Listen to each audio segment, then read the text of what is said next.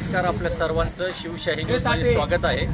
आपण जिल्हा परिषद टाकळी हाजी कवठे यमाई या गटामध्ये आहोत आणि या गटामधील टाकळी हाजी हे गाव जे माजी आमदार बापूसाहेब गावडे यांना मानणारा हा मोठा वर्ग या ठिकाणी आहे आणि ज्यांची उमेदवारी भारतीय जनता पार्टीकडून जाहीर झाली आणि ते निवडणुकीच्या मैदानामध्ये आहेत ते राजेंद्र पोपटराव गावडे यांना या ठिकाणी पाहतोय. तर अतिशय अभेद्य असा हा टाकळी हाजीचा किल्ला आहे आणि याच माध्यमामधून आज आपण जनतेची संवाद साधून त्यांची काय मत आहेत हे जाणून घेण्याचा आपण प्रयत्न करणार आहोत. हरिदास अनंताबाई आणि शेजारी पांढरी राहायला कुठे साबळेवाडी. तर पंचायत समिती आणि जिल्हा परिषदेच्या निवडणुका चालू आहेत. हो. आता 7 तारखेला मतदान होणार आहे आणि जोरदार आता रंगत सुरू झालेली आहे. कोण कोण उमेदवार आहेत? आपले इकडून सुनीता आता इकडे आहे ना. हां. आणि इकडून जिल्हा परिषदेला कोण कोण आहेत? जिल्हा परिषदेला इकडून सुनीता ताईकडे म्हणायचं आणि पोकळे डॉक्टर. हां हां. आणखीन? आणि इकडून आपले हे सरपंचाचे नाव दामूशेठ गोडे. हो. आणि राजेंद्र गावडे. हो. काय वाटतं याच्या चारीमध्ये जर फाईट झाली तर काय कोणाची बाजू जरा झुकती दिसते काय? आता शेवटी आता कसं आहे बस प्रत्येकालाच वाटतं निवडून यावं, पण आता शेवटी कसं आहे पण साहेबांची बाजू कशी आम्हाला भक्कम वाटते. कोणत्या साहेबांची? आमच्या बापू साहेबांची. बापू साहेबांची. हो. हे काय याच्या अगोदर त्यांनी जे कामं केलेत त्याचा कुठेतरी फायदा होईल म्हणायचं. फायदा म्हणजे आता त्यांनीच सगळं केलंय आणि आता उलट नवीन का जे करतात काय आहे त्या पिठावर रेगा वाढतात मला. नाही तर त्यांची कार्यभूमी तशी पहिल्यापासून गावाच्या विकासासाठी उत्तमच आहे म्हणायचं. म्हणजे त्याचा फायदा कोणाला होईल? त्याचा फायदा आता ते सगळ्यांनाच होणार म्हणायचं. सगळ्यांना म्हणजे नेमकं कोणाला होणार? आता साहेबांच्या ज्या टप्प्यात माणसं आहे किंवा कार्यरत आहे त्यांना त्यांच्या बाजूने जे उभे त्यांनाच व्हायला पाहिजे. अच्छा. साहेबांनी आता या ठिकाणी जी विकास कामं केलेली आहेत हो. त्याचा फायदा राजेंद्र गावडेंना मिळेल का? हो, मग आता ते अर्थातच ना म्हणायचं मिळणारच त्याचा फायदा. आता त्यांच्या वडिलांनी कारकीर्द केली म्हणजे त्यांना त्याचा फायदा होणारच ना 100%. होणार आहे. हो. आता एक नेता कसा असावा जो आता आपण जर हे पाहिलं अतिशय शांत मन मिळावं स्वभावाचं म्हणून लोक म्हणतायत आणि कामाचा माणूस म्हणतात. काय वाटतं तुम्हाला? नाही ते समाज म्हणतोय म्हणजे ते योग्यच म्हणतात ना. कारण कसं आहे त्याची कामाची योग्य दिशा आणि काहीतरी खरेपणा त्यांच्या पाठीमागे सत्य आहे म्हणूनच लोक झुकतात ना. तुमचं काय नाव म्हणजे? साबळेवाडीचे साहेब ऐकायला येत नाही बरं का तुम्ही थोडे. बर. आता मला काय म्हणायचं, आता ही जी निवडणूक चालली चौरंगी लढत होती चौरंगी, काय वाटतं काय कोणाची हवं आहे बरं सध्या? कोण? राजू दादाची. का बरं राजू दादा येणारच? का पण काय कर्तबदारी तेवढी केलेली तुम्हाला. राजू दादाचं काय काम? साहेबाने एवढे कामं केले, साधे आमच्या अंगठ्या बाजरा माणसाचे कामं केले. साहेबाच्या आहे त्यापर्यंत उपकार कटायचे. साहेबांनी काम केले त्याचा फायदा राजू दादाला मिळेल. राजू दादांचं काय काम आहे नेमकं बरं? या राजू दादाचं लय मोठं काम आहे. आम्हाला काय आहे आता हे पाणी नसतं तर आम्ही काय केलं असतं? आम्ही मावळ्यावानी गेलो असतो दुसरी भाकरी खायला.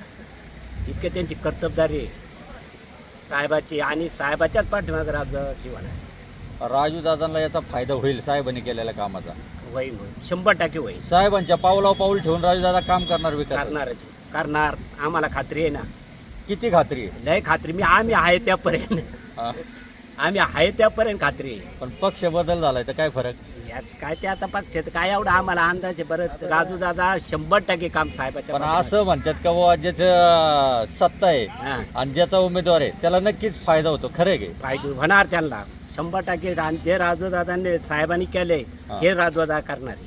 अच्छा. म्हणजे माया आले अहो साहेब तुम्हाला सांगतो इतक्या अडचणी त्याने इथून मागल्या सोड्या माया 10-15 अडचणी सोड्या साहेबांनी सोड्या आणि राजू शेट्टी सोड्या. इतका तुफान काम केलेलं आहे. आणि इथून पुढे बी आणि इथून पुढे तर होणारच आहे. नाही तर आम्हाला नाही झालं आमच्या लेकरा बाळांना तू वही आम्ही तरी काय आता 60-65 वय झालंय. आता काय होतंय कवर काय राहतो राहिला 20 वर्ष मग बरं होईल.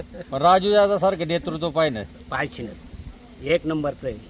किती कॅरेट आहे? हा किती कॅरेट आहे? आता काय त्याचं पुढचं नाही एवढं अंदाज घ्यायचा. 24 कॅरेट बनायचं.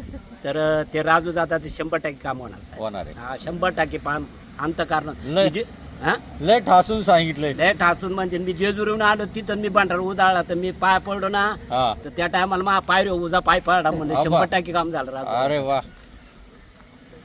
बाळू नाना गावडी पुढे राहायला टाकला जिथे टाकले जिथे काय आहे? प्रचाराची आता सध्या हवा कोणाची दिसते सगळी? राजू शेट्टी का बरं राजू शेठची हवा? राजू शेट्टी चांगलं नेता आहे. काय काय काम आहे राजू दादा? गोरगरिबाचं काल सगळं जाणतो तो. बर, तुम्ही गावडे म्हणून बोलताय का खरंच राजू दादाचं काम आहे? आम्ही गावडे आहे आणि खरंच राजू दादाचं काम आहे. अच्छा. हा. काय जे बापू साहेबांनी जे काम केलेलं आहे आपल्या तालुक्यामध्ये हा. त्याचा फायदा किंवा त्याच्या विकासाच्या पावलावर पाऊल ठेवून राजू दादा काय लोकांना न्याय देतील का? देतील ना 100% न्याय देतील. वारसा घेऊनच चालला राजू दादा पुढे चाललेला आहे. बर, माणूस म्हणून आणि उमेदवार योग्य दिलाय का मग भारतीय जनता पार्टी? योग्यच घ्यावाच लागला ना आम्हाला. आता हे जर पाहिलं तर शेवटच्या टप्प्यामध्ये ज्यांचं काम केलं 40-50 वर्ष त्यांनी डावलल्यामुळं तुम्ही एक कार्यकर्ता म्हणून तुम्हाला काय वाटतं बरं? यांनी आम्हाला काय केलं, आम्हाला प्रचार करायला लावला आणि घरोघरी जायला लावलं आणि शेवटी 1-2 दिवस राहिले ना त्यांनी आमचं तिकीट काढलं. हां मग आमच्या कार्यकर्त्यांनी सगळ्यांनी निर्णय घेतला. हां. आता आपल्याला पर्याय भारतीय जनता पार्टीशिवाय राहिला नाही. म्हणून राजू शेट्टी त्यांना आम्ही सांगितलं स्पष्ट का आपण आता भारतीय जनता पार्टीत गेलोच पाहिजे. आपल्याला काय आता कोणची जरूर नाही.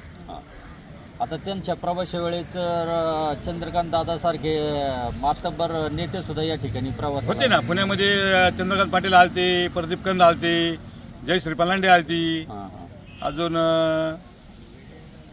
आपला कुल साहेब आलती. आता सत्तेत बीजेपीचं सरकार आहे आपलं, राजू दादाला जी बळ मिळेल, विकास काम होतील याची किती गॅरंटी आहे? 100% गॅरंटी. राजू शेठ आहे ना 100% काम करणार लोकांच्या सगळ्यांच्या. बा, कुठंच कमी पडणार नाही राजू शेठ. आता साहेबांच्या विकास कामाचा काहीतरी या गटामध्ये प्रभाव पडेल? लय भारी आहे. अजिबात कुठंच कमी पडणार नाही राजू शेठ. साहेबांच्या पावलं ठेवून चालले पुढं. नाव काय तुमचं दादा? माझं नाव शिवाजी जबाजी पवार, पवार. कुठून? टाकळे. टाकले ह्याचे त्याचे. बरं, काय परिस्थिती आता? काय हवा कोणाची सध्या? आता हे 4 उमेदवार आहेत. हां. हे बाकीचे काय कसे होतील ते सांगू शकत नाही, पण दादाचा विजय पक्का. कोणते दादा? राजू दादा. का बरं राजू दादा? काल तर साहेबांनी आयुष्य घातलं. बर विकास करण्यासाठी साहेबांनी आयुष्य घातलं. बर. मग त्याला आम्ही विसरणारी माणसं. आणि त्याच पावलावर पाऊल ठेवून राजू दादा काम करतील भविष्यात? हा, हे आम्हाला 100% अंदाज आहे. पण बरं, आता राज्यात बीजेपीचं सरकार आहे हा. आणि त्यांचीच उमेदवारी मिळालेली आहे राजू दादाला, हा, तर याचा काय फायदा होईल का भविष्यात? लय वेळा. सरकार कोणचं? भाजपचं. महाराष्ट्र सरकार कोणचं? भाजपचं. बरं, आता पुण्यात सरकार कुणाचं? भाजपचं. तर मग जिल्हा परिषदला सरकार भाजपचंच पाहिजे तर विकास होईल, नाही तर एखाद्या बावळाट्याच्या मागं लागून जमन का? हा. पण 4 उमेदवार तगडे आहेत ना तसे. असले तरी पण राजूला नाही आठवत. अहो, साहेबांनी किती वर्ष काम केलं. आश्वासन समितीचे साहेब झाले. या महाराष्ट्र राज्याचे मुख्यमंत्री त्यांच्याशी बी संबंध आहे. आणि साहेबांनी तर विधानसभेत इतकं काम केलं, काय करावं. हे केटीवर आले असते का? हे पाणी मिळालं असतं का आम्हाला? आम्ही शेतकरी जिवंत राहिलो असतो का? हा साहेबांचा मोठा विश्वास.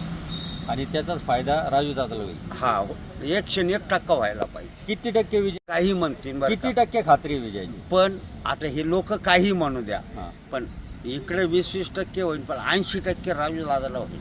मग राजू दादा इथून या जिल्हा परिषद सदस्य आजच झालाय. ठासून सांगताय? हा, छाती ठोकपणे. ताज्या घडामोडी जाणून घेण्यासाठी शिवशाही न्यूज यूट्यूब चॅनलला सबस्क्राईब करा. आपण हा व्हिडिओ फेसबुकवर पाहत असाल तर फेसबुक पेज फॉलो करा आणि शिवशाही न्यूज.com या आपल्या वेबसाईटलाही भेट द्या.